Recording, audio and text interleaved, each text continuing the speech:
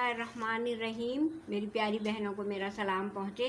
आज मैं बना रही हूँ पॉपकॉर्न, जिसके लिए जो कि बच्चों को भी बेहद पसंद है और बड़ों को भी। शाम की चाय पे तो बहुत चाय का हुस्न दोबाला हो जाता है।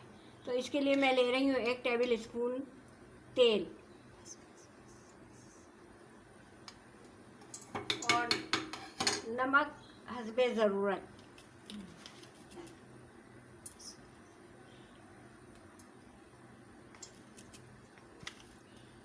नमक हस्बे ज़रूरत ले रही हूँ और ये मैंने पॉपकॉर्न डाल दिए हैं।